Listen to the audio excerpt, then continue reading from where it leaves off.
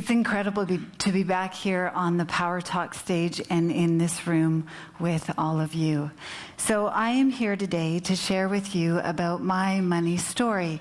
And my hope is that by doing so, we open up this conversation and that it also may provide a little bit of insight into your story.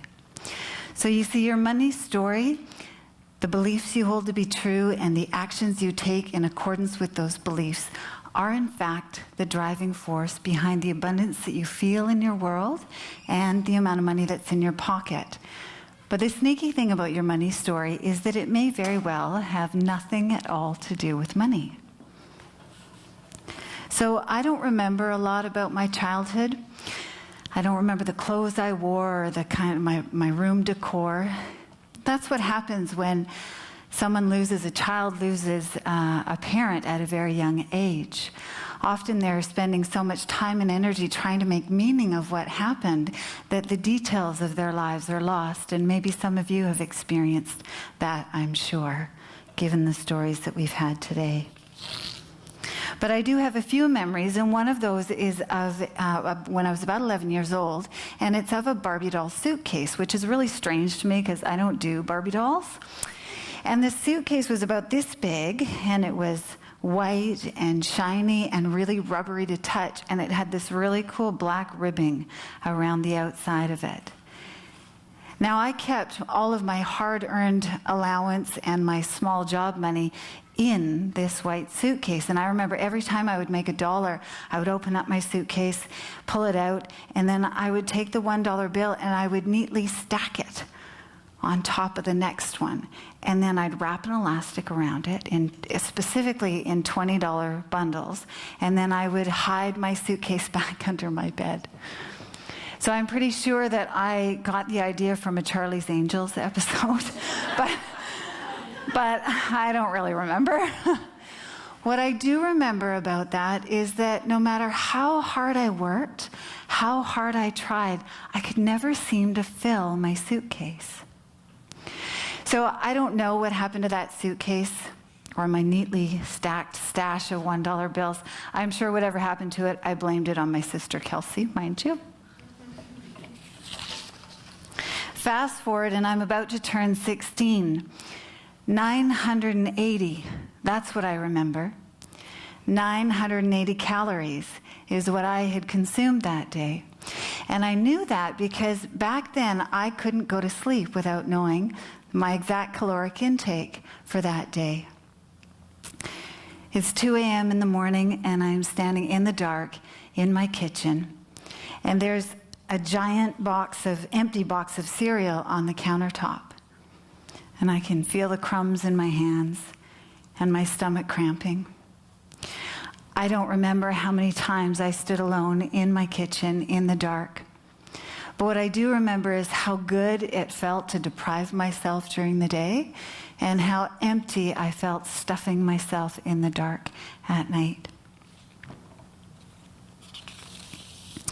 Jump forward just over a decade. I'm in my 20s and I'm living in the south of Japan, and I'm sitting high up on the balcony of my penthouse, my waterfront penthouse suite that I lived in with my boyfriend of 3 years at the time. I had no idea how wealthy he was when I met him because that really wasn't part of my agenda. You know those checklists that Cosmo magazine tells you to write? You know, the ones that say, what is your ideal partner or boyfriend or husband? What do you want on there? Okay, who's written that list? Come on, who did it, right? Yeah, I never wrote that list. I probably should have. But if I had, the only thing on it would have been intimately unavailable, because that's what I was looking for. You see, I had this incredible ability to morph into just about anything anyone ever wanted me to be.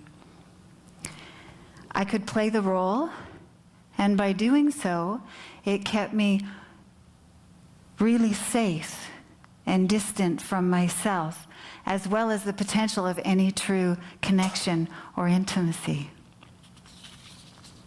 Eventually, his double life, where all that money came from, and lies and deceits caught up with him. He left, as did all the others. Deprivation, that is my money story. So it was 4 years ago. My business was thriving, my clients were getting results, and I had really and truly met the love of my life. I didn't have a safety net in place, but I had a strategy in place, and as long as all of the plates kept turning exactly how they were, everything would be okay, except for the fact that nothing was okay. Underneath it all, the truth was, I was still living in denial and deprivation. Outside of my work, there was nothing that was nourishing in my world. And then it hit, and in one fell swoop, my entire world imploded. So I didn't make the decision to go bankrupt. Somebody else took that plate and shattered it on the ground.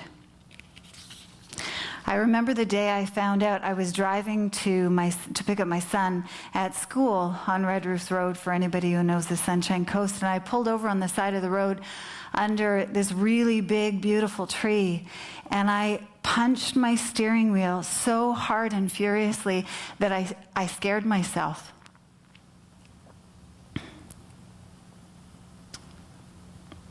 I was so angry. I was angry at myself. Was I really going to have to do it again after all this hard work? After starting over at least a half a dozen times? So the ripple effect of this just tore through my entire life. Bankrupt and back on my own, I made the non-negotiable decision to take radical responsibility for my life and just figure the shit out, because I was not going to do it again. Done. You see, denial and blame will keep you stuck, but acceptance has the power to create change. So once I was ready to see it, my story of deprivation showed up everywhere. In the decisions I made, in the situations I had created, it leapt off the pages. I knew that in order to change my world, what I needed to do first was start with my story and get comfortable living in abundance, which is kind of tricky to do when you're bankrupt.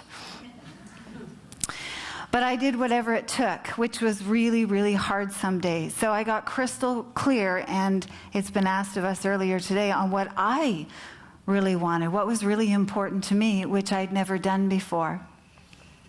I'd like to say I consistently practiced gratitude, but I just practiced as much as I could.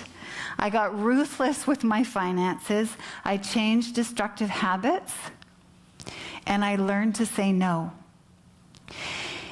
And every time I felt that luring, seductive feeling of deprivation calling my name, I just did something different. Here are just a few things that have happened in the last 4 years. I got out of bankruptcy in 9 months, which is kind of a big deal for anyone who knows that process. I tripled my income. I paid off $24,000 in debt, and I funded this sexy metal mouth of mine. I had to take out some adjectives, though, during this speech. Couldn't do it. As a self-employed single mom with a trashed credit rating, I was told that it would be years before I would ever own my house. And as of last Friday, I am the sole owner of my home. I can't even tell you. I'm here to crush the statistics and be part of a new story for women like me. One of courage and strength and independence and abundance from the inside and out. I know just how painful, unfair, paralyzing, and terrifying some circumstances can be. So my ask of you today is that you make the non-negotiable commitment to yourself to take radical responsibility for your life and action towards your financial freedom, to learn to unveil your story and accept it and embrace it, and to ask for help. Because it's together we can make the impossible possible. Thank you.